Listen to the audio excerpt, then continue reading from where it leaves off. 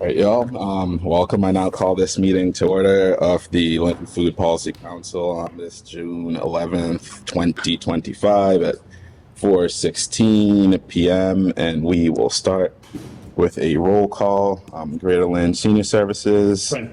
Catholic Charities, Leo, Present. Lynn Community Health Center, the Food Project, North Shore Medical Center, non-voting, UMass Extension Nutrition Program, Salvation Army, Present. Creative Collective Mutual Aid Lynn, Present. My Brother's Table, New American Center, New Lynn Coalition, all right, and the Demacus Family YMCA. All right. First order of business is approving the April minutes, and so I'm sure y'all have had a chance to look at that because I emailed them. All right, do I have a motion to approve those? Motion to approve. Second, roll call, Greater Lynn Senior Services, Leo, Yep. Creative Collective, Yes. Salvation Army, Yes. New Lynn Coalition, Yes. YMCA, My Brother's Table, with the Food Project. What was that? I don't have minutes. Oh, you did. April is maybe. Yeah, from the, Oh, April. Okay, yeah. all right, there we go. Spots it. Did I do that again? All right. All right. Excellent. So, next order of business is Laura Ortiz and the Greater Boston Food Bank. And so, Laura is not here, unfortunately, but Laura Ortiz is a nutritionist with the Greater Boston Food Bank, and she is a Lynn resident. She reached out and she was interested in joining the Food Policy Council. Her as a resident and also as a non-voting member having Greater Boston Food Bank, much in the same way that Project Bread is a non-voting member and supports the work that we do. I will ask her to not probably, but we'll ask her to come in next month. And I think she's came in before and sat in the audience, but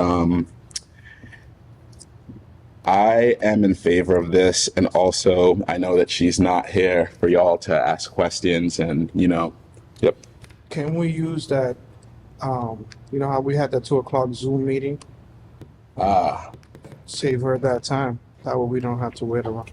So how about we table this? And do I have a motion to table this? Motion to Table for the table. next meeting. Yes. Or until either, that's actually a good point, until the next special meeting or the next meeting. Why are we tabling? Sorry. Because she's not, unless you'd like to vote on Laura Ortiz. No, fine with I it. personally haven't graded Boston Food Bank. I think so too, but I was just trying to be, Well, I'm just thinking she wants to meet us and from a residential / working for the food bank, she can hear our unique stories and we can also ask her questions. And that way we don't have to wait for a whole entire meeting. what is the will of the That's council? a good question. So if someone's not a voting member, can't anybody come? So voting members get to say that they're affiliated with the Food Policy Council. Yeah, but she says she's not gonna be a voting member, right? Correct. But can't just anybody go to these meetings? For sure. I mean, but not as, so there's in the audience, and then there's like, in the same way that, have you ever seen Adriana from Greater Boston? I mean, from Project Bread? Yeah. Yeah. Right, so she have a voice to be able to, well, everybody has a Yes. voice to speak, right? Yes. So, and she's been volunteering with Catholic Charities. I know her from the food banks. I would recommend her, so. All right. What is the will of the council? It is super hot here. Like, I'm not dying. Like, I'll let you guys talk it out. I mean, she has my support. I've spoken with her a bunch of times. Having Greater Boston Food Bank support is pretty huge. I think we should, I mean, she's been compelled, and I think we are happy, I think. Yeah. Right. That's not good. All right. So, motion. So, do I have a motion? So warmly welcome her. All right. I like that. Do I have it? All right, roll call. Greater Lynn Senior Services. Yeah. Leo. Yes. Creative Collective. The Salvation Army, Yes. New Lynn Coalition, YMCA, My Brother's Table, the Food Project. Chair, yes, and I think that passes anyways. She had to pop up. So motion passes. Laura Ortiz and the Greater Boston Food Bank is a non-voting member of the Food Policy Council. All right. So the accelerating next order of business is the Accelerating Climate Resiliency Grant. And that is a grant that the North Shore Food and Farm Coalition is, and the North Shore Food and Farm Coalition is a consortium of North Shore food groups, not in the mold of a food policy council. Some are food policy councils, some are just like food groups that meet. But for the past year, they've been doing feasibility studies and various other studies of the foodscapes on the North Shore.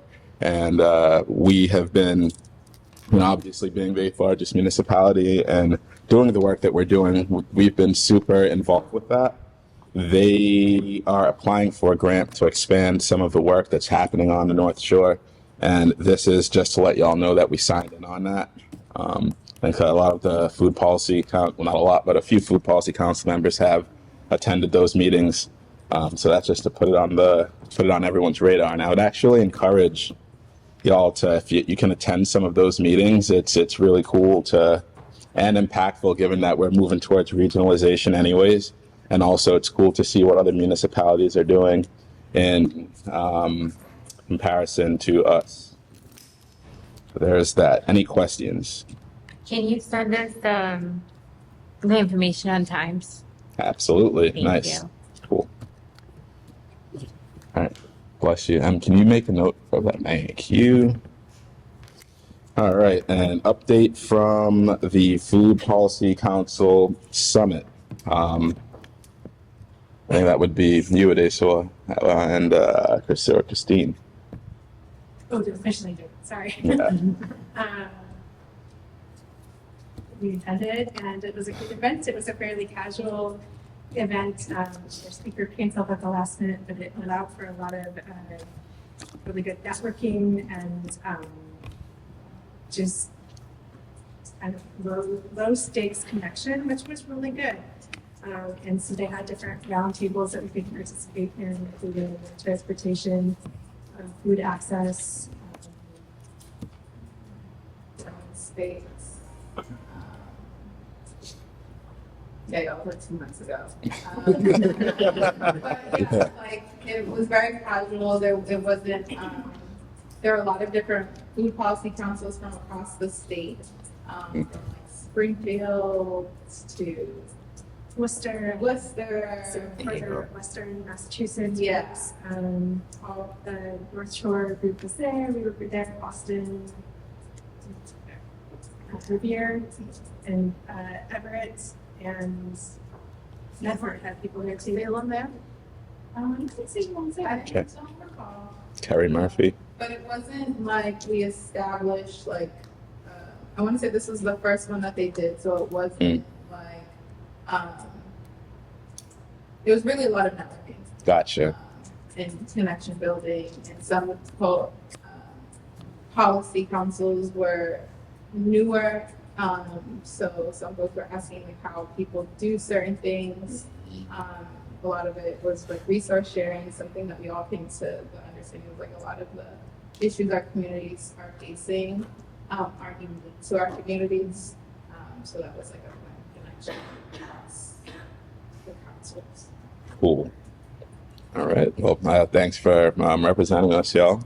Collaborative said it was a pleasure to have you both. And yeah, if anyone else ever wants to attend any of those events and representing us, let me know. Or if you find any events that we could possibly attend, again, let us know. All right, cool. Moving on to topic E under new business. which is updates from the National Anti-Hunger Conference that I went to. So it was great. And Andrew, I'm gonna let you do the policy piece, because I'll just go ahead and do an overview. So what the conference was a gathering of different food groups, and I say food groups because it wasn't all food policy councils. Some food policy councils were doing the policy work, but then there are some nonprofits there that were doing that. It was about 2 days of intense seminars, talking about everything from data collection to storytelling to effective advocacy, to grantscapes. And another part of the trip was the advocacy and lobbying part, what that looked like. So as part of the Massachusetts delegation, I went with Project Bread, and there were a few other representatives from Massachusetts who they worked with. There's also a youth, not even a youth, she was a food project youth, and she was doing some work with them. I'm going to actually ask her to, but anyways, we, as part of the Massachusetts delegation, we met with Rep. Moulton. Our ask for Rep. Moulton at the time was, in addition to no cuts to Medicaid, because this is what they're saying, no cuts to Medicaid, no cuts to Medicaid, include SNAP in there as well, because that messaging really needed to get across to everyone, because whether you're a Democrat or a Republican, you utilize SNAP and Medicaid. And so it was like, hey, in those rallying cries, include that. And as part of the information share, we found out that, I think you all know this now, that there is going to be there's going to be some changes in the way that the cost structure relating to SNAP and TFAP, that's what food pantries use for their funds. There's going to be a restructuring into how much the federal government pays, which is historically their promise to the states has been 100%. They're floating, between a 20 and 25% reduction. So that would put a 25% cost burden onto the state. And that's just one little, not one little, but one piece. Needless to say, that would be catastrophic. The governor would be faced with some really hard decisions on either keeping those folks off of SNAP and allowing them to starve, or making some cuts to other programs in the state that we as Massachusetts residents have grown used to. So it's not looking good.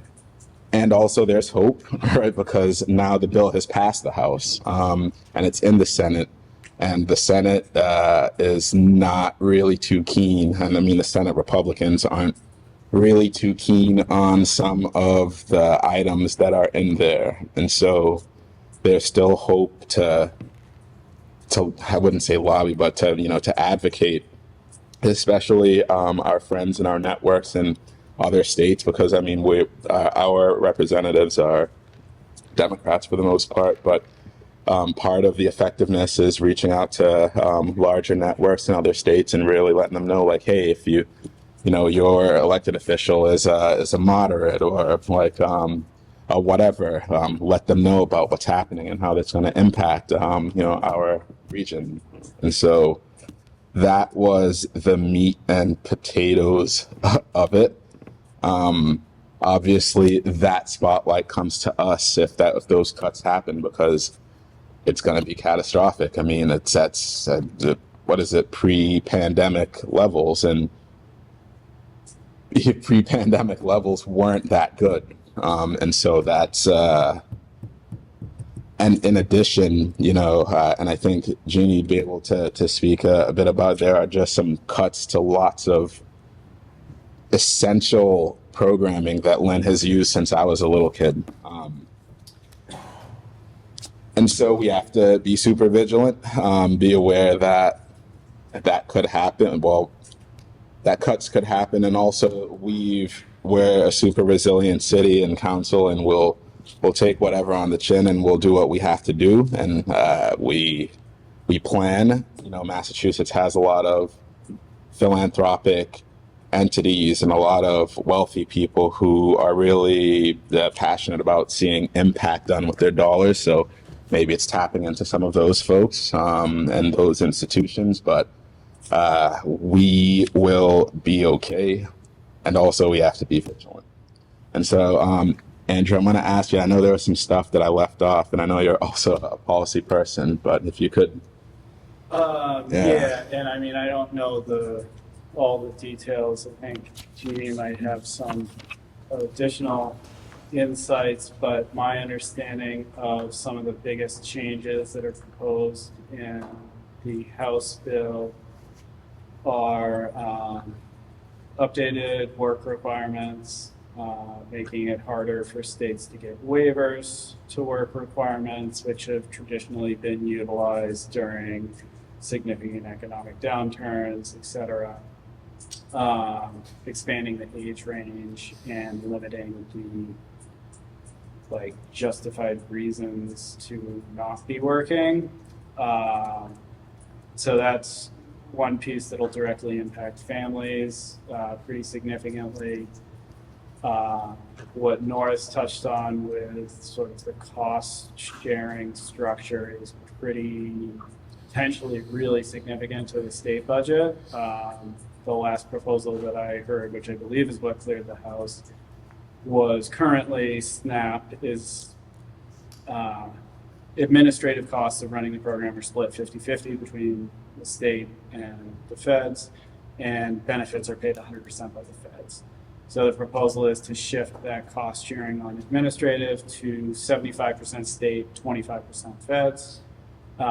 And then on the benefits, I believe it is to have the feds cover 95% of benefits, but tie that to states' improper payment rate. So if they have an improper payment rate below 5%, the feds still carry 95% of the benefits. If it's between, and I forget the ranges, but 5 and 8%, then the feds will only pay 90%. If it's 8 to 10%, they'll only pay 85%, and on to a maximum of 75%. So a state with a high enough improper payment rate would potentially have to cover 25% of the benefits. I think for a state like Massachusetts, that is potentially detrimental.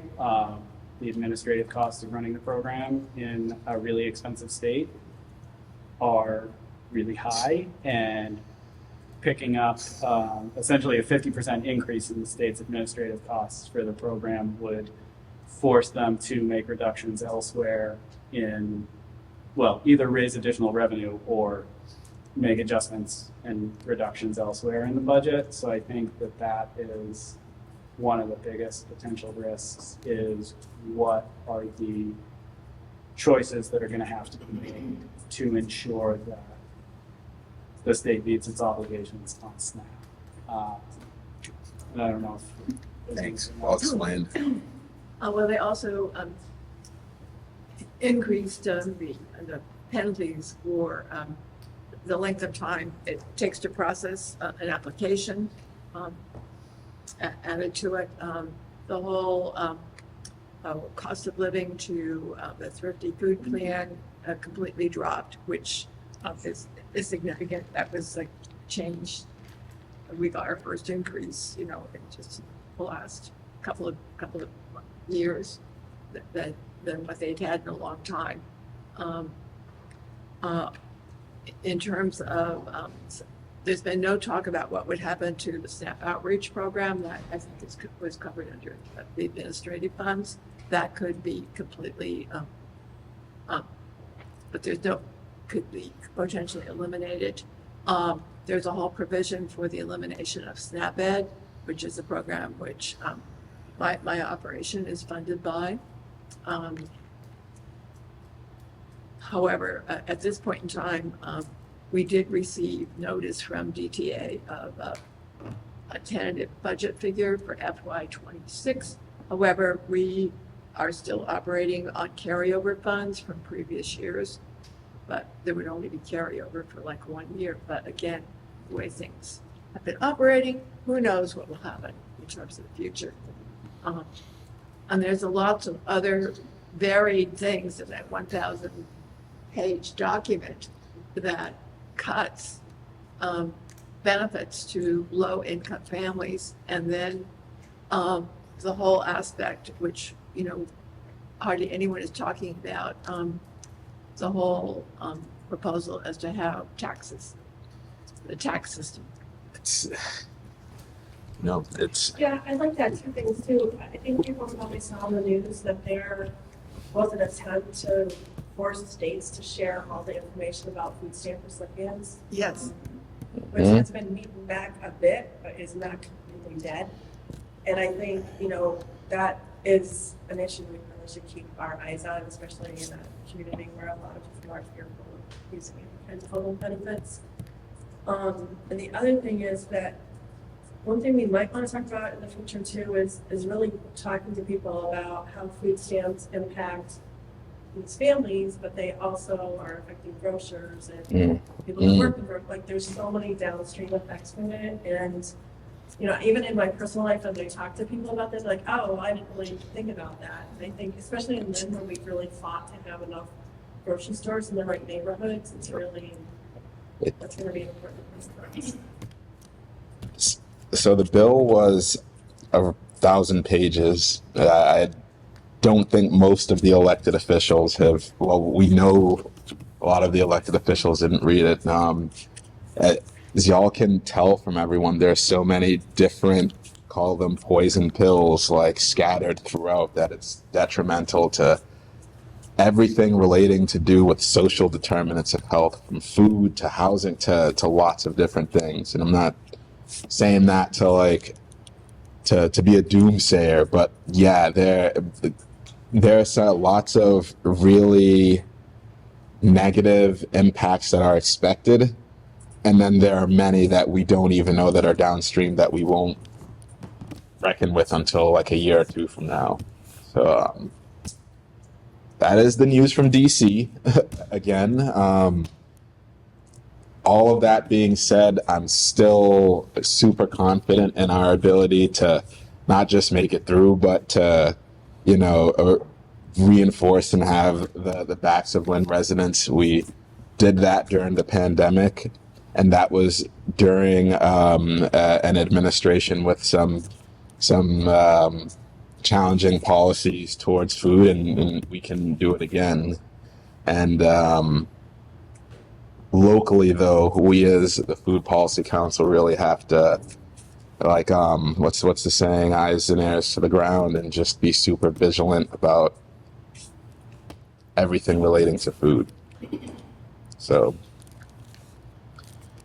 any questions, follow-ups? I think I forwarded to you, and I think just to a few of you, information that comes from FRAC and from the Massachusetts Food System Collaborative. Do you forward that out, or do you want me to put like everybody on the? Can you put that over the entire Food Policy Council on it, please? I can send that to everybody. I know I'm BCC'd. I wasn't sure if the rest of the council was, but yeah, please do. Okay. Due to our policy peeps. But yeah, did you want to talk about the? No, I was just going to add that, in the notice that came out from the Massachusetts Food System Collaborative, that there is a whole nationwide phone bank being organized by the Mass Law Reform and the SEIU and the Health Care for All and Project Bread for voters over the next 2 weeks to the U.S. Senate on the reconciliation bill dealing with SNAP. So maybe I can forward that out, or we can forward the email out to the council. Awesome. All right, thanks all. Next topic is F, and that's impact data from food policy council members. I mean, I'd already spoken with the mayor, but for this year, if y'all could continue forwarding me any pieces of impactful data. I mean, there are key data pieces, and when I say any, I like every organization collects different unique pieces of data. Some pieces are similar, but depending on the organization, some are unique. So if you could send me anything that you think would be of value to the council and the mayor, that would be awesome. And there was something, that's right. This year we do have to synthesize some type of report or something. When I say or something, it could be lots of different, like it could be a presentation or what have you, but we've got to present that to the council because per our bylaws, one time per year, and I don't think we did it last year, but we're still forming. Once per year, we're supposed to deliver a report to the council so they know what to look out for and plan for when it comes to food. So that's what that is in efforts to. Any questions, comments, concerns? All right. And moving on to topic G under new business, which is Spur. Hillary Kopp, she came in once and she had explained, do you all remember? Mm-hmm. Okay, cool. That saves me. So long story short, she is like, we know that things are about to get hard. How can we help? So if there's any sort of volunteering opportunities for your organizations or anything that you think that she and her organization can help with, let me know or reach out to her directly. I can connect y'all. And yeah, any questions, comments, concerns? All right. And that is it for our agenda. Kind of just streamlined through that. Is there anything, Yep. I am leaving Berkeley. Leaving now, actually. And last time we met, you said you'd give us an update about the budget. And then before last time, we talked about action steps that we would take as a council, thinking about the action plan that we came out with last year. And I was wondering if we were gonna talk about that anytime. The budget relating to the City budget? No, the food policy council budget. The MOU to the food project. the Yeah. transfer Ah. funds that they were spending, And then- the mindful spending following the technology and that sort of stuff. I don't know. Gotcha. No, like, I mean, And then we did talk about making a plan for the council, like action steps that we wanted to do for the city, based on the action plan. A work plan discussion. Yes. the work plan session. And yeah, It all was right. seeing y'all again. Well, we can put that onto the agenda for That'd be next great. time because, yeah, we don't, that would involve asking. Yeah, we can put it on the agenda for next That'd time. be great. All right. But I think, yep, I sent out an email. Can I talk about it? for sure. Okay, cool. I sent out an email. I talked to a couple of you briefly, or Adriana has from Mutual Aid.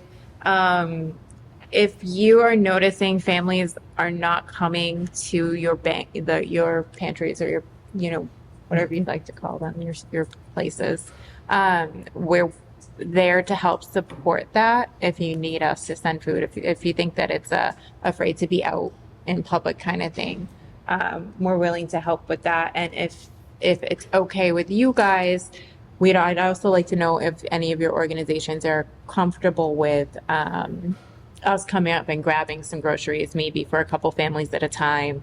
What information you would need from us to be able to make that easy for you, that kind of thing. But if it's something that we haven't talked about and you want to touch base with, please just grab me or shoot me an email and I'll help figure that out.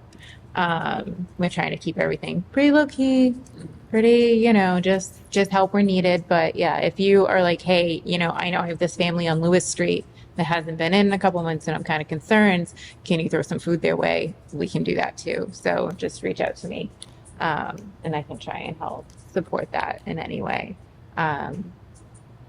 And I actually wanted to know how your food delivery service is going, because I feel like I haven't heard in a little while. Is that something I can ask you to talk about a little? Yeah, sure. That's what when I received your email. So basically, we deliver every Thursday, 19 family, and every other Tuesday, 48 families. So we got the van, so we have also a driver, but still we have a volunteer driver. So each volunteer driver takes 10 recipient groceries, means 20 bags. Okay. We give them a list and they deliver. Okay. So if you can, if your volunteer takes some of the families, that's help for our driver, because our driver has 60 families and sometimes take a lot of time. Yeah. So we're still looking for the volunteers. So All right. Tanvir, how many families?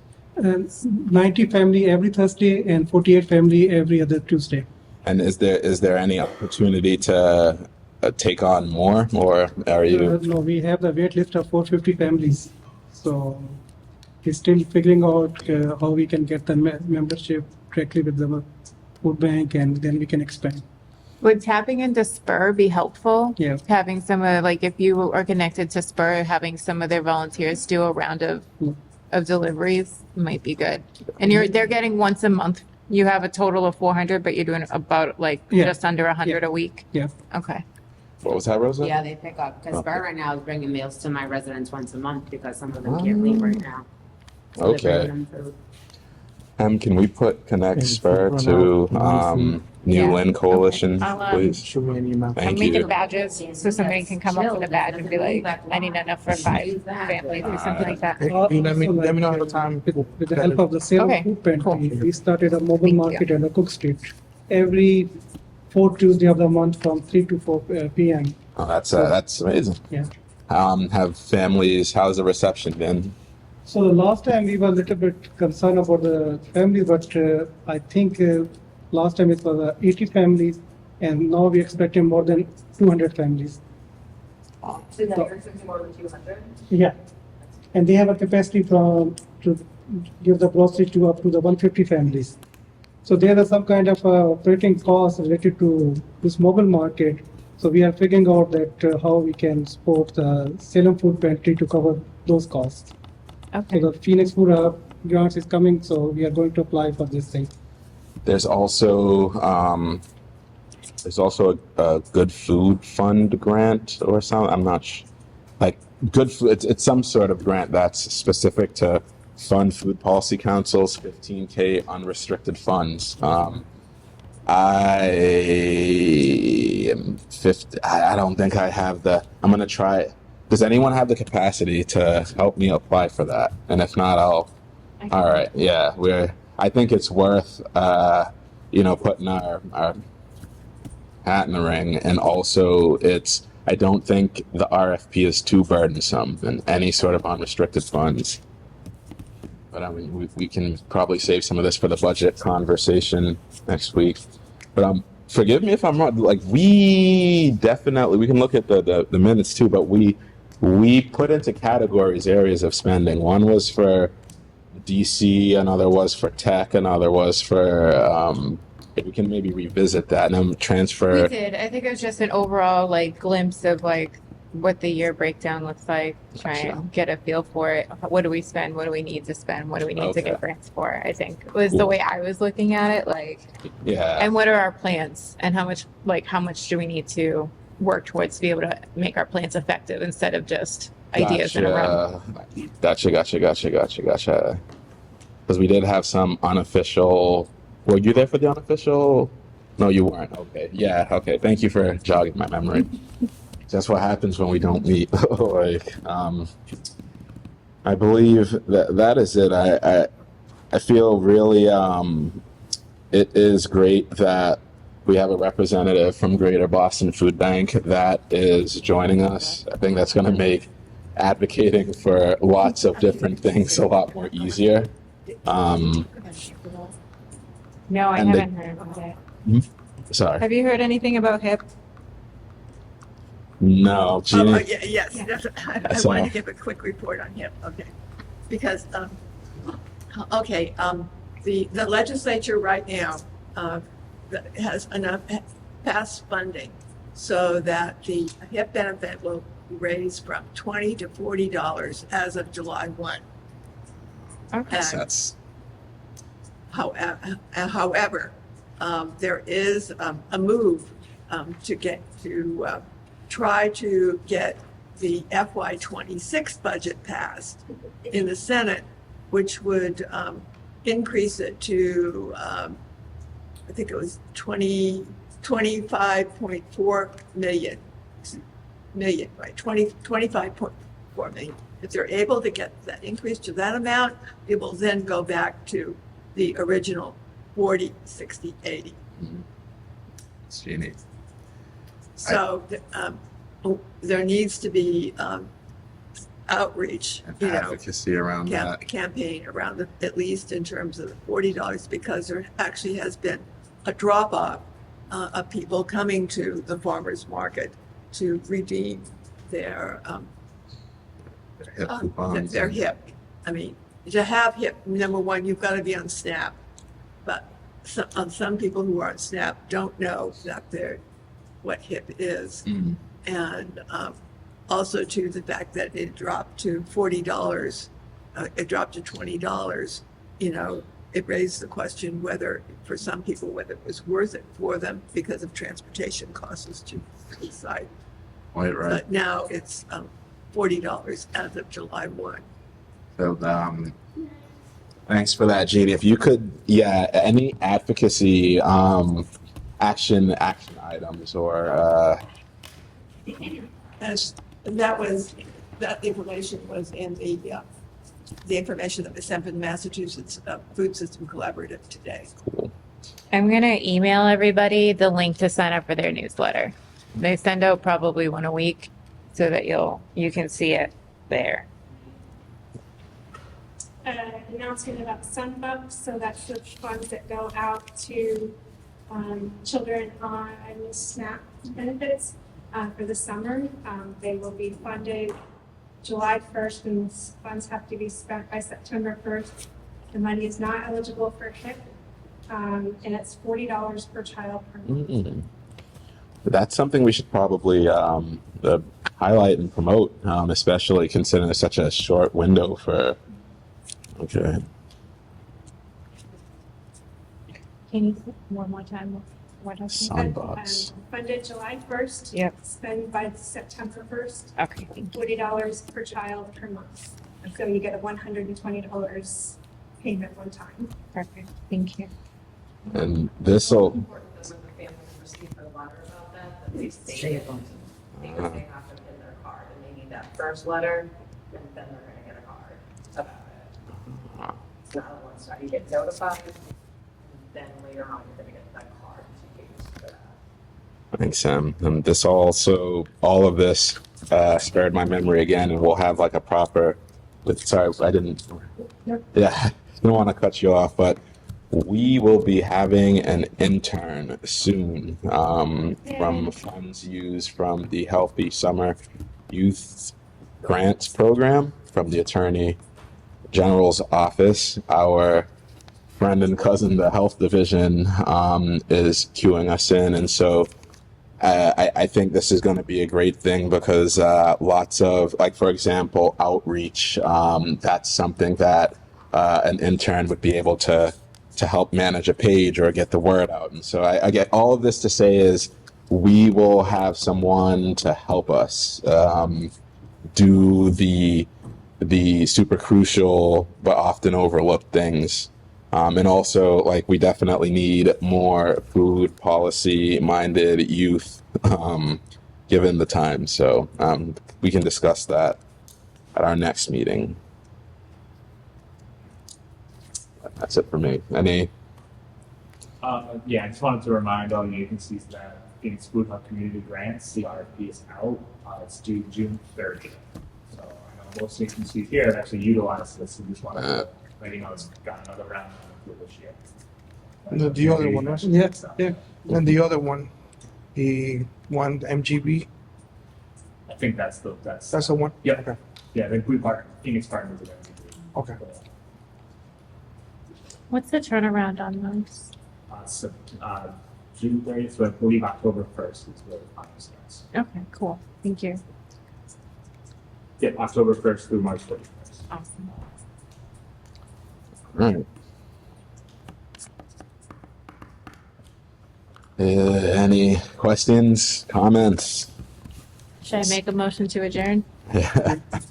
Please Motion do. to adjourn. Second. So moved. Do I have, roll call. Greater Lynn Senior Services, Catholic Charities, Leo, Mass Extension, Creative Collective, Yes. Salvation Army, Yes. New Lynn Coalition, YMCA, My Brother's Table, Chair, yes. Thank you everyone for coming. I really appreciate the turnout and more importantly, the work that you do.